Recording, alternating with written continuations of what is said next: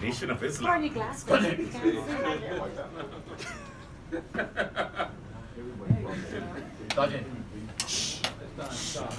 This is from Robin the attention. This is good stuff, man. That's powerful. I gotta learn that. Wouldn't do wrong. Sell me this pen. I don't mind paying on the street. Order, gents. You want me to sell you this, man? Mr. Strachan, I have right here a nice silver pen. Oh. Sell me this pen. If you can get my checkbook out of my pocket, I'll write you a check for $1 million. Never do it. Sell me this pen.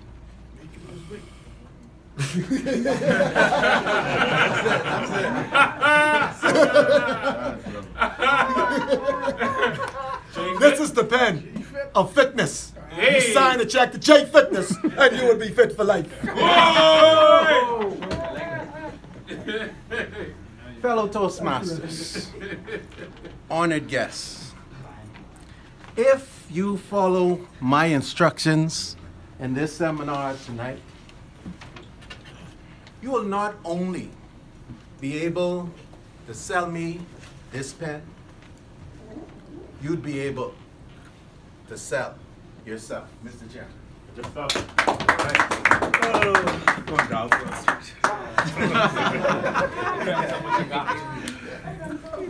In the movie The Wolf of Wall Street, Order, gents. Leo DiCaprio asked his audience that exact same question. But I want you to be able to sell me an even more valuable commodity, which is yourself. You may have a business idea that you need to find investors for, and you've got to find a way to convince them to depart from their money. You may be unemployed, needing a job. You've got to be able to convince a potential employer that you're the person for them. Or for that man who's been trying to get that girl for so many months. Hey, look at me. You've got to be able to sell yourself in order for her to give you her number. Take no time. If you follow the 3 P's of selling, Oh, the picture, Rob 'em vital. the purpose, and the pitch, you would be able to do just that. The picture, what is that? People buy with emotion and justify with logic. How many of you know what this is? Overpriced shoe. Air Jordan 1s. Toastmaster Eddie Thurston, Yes, sir. when these Air Jordans came out, what did they mean to you? They meant a lot. They banned them so it made Jordan stand out, in my opinion. Order, gents. Toastmaster Aaron Jones, what did Jordans symbolize to you when you were growing up? It symbolized something that my parents said I can't have, unless I pay for it myself. Greatness. How about you, Toastmaster Shakoy Mullings? Man. For me, the first person to wear them in school, you know, they get all the girls, they get all the fame. You were on top of for a week, at least. When you had Jordans, Jordans represented prestige. Yes. Jordans was a status symbol. And many years ago, Jordans looked cool. We thought they were the prettiest tennis we could ever buy. So we established an emotional connection to Jordans. But then we had to justify the purchase. For some of us, we would go to our parents and say, Mom, if you buy me those Jordans, you would never have to buy me another gift for the rest of the year. Her response would typically be, if I buy you those Jordans, I wouldn't have any money for the rest of the year.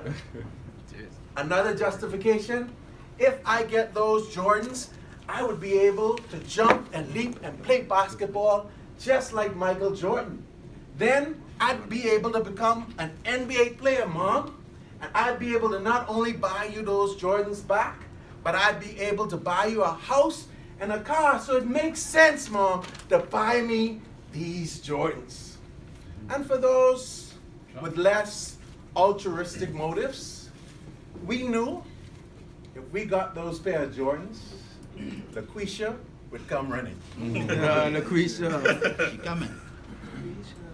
But for you, who's trying to sell yourself to your employer, you want to establish the fact to this potential employer that by hiring you, you would not only increase profit by 10 or 20%, but you will double or triple their profit.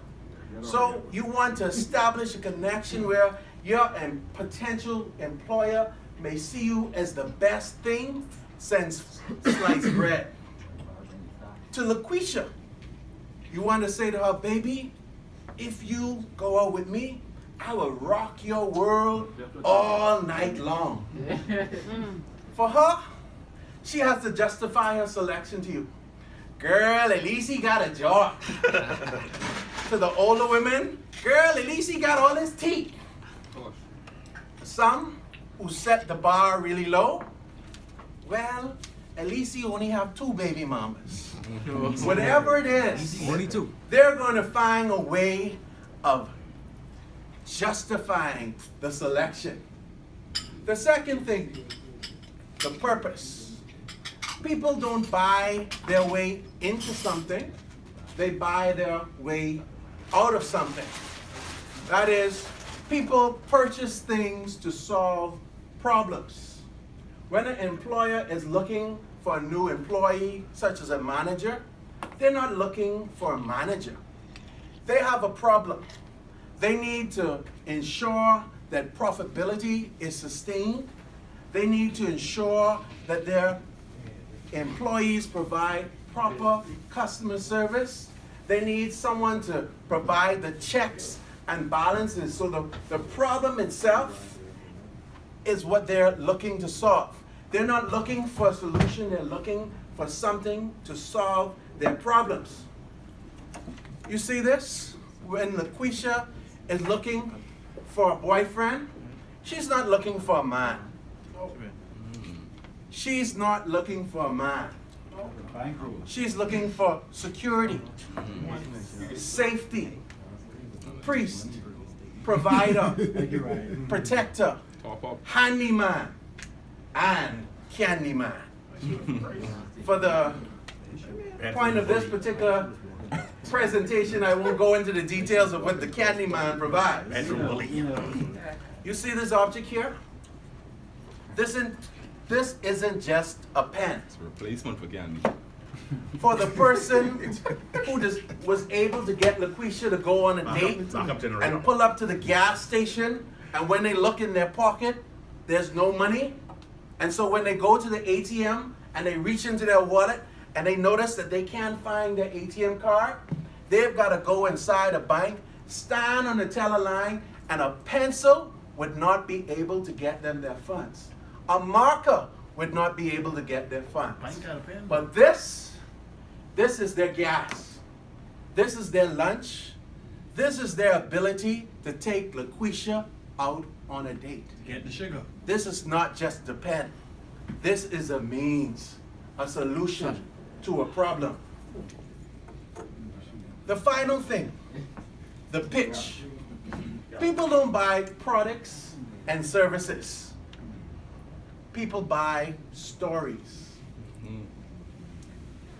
It's true.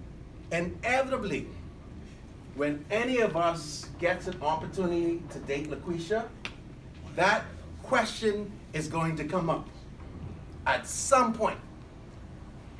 Why are you single?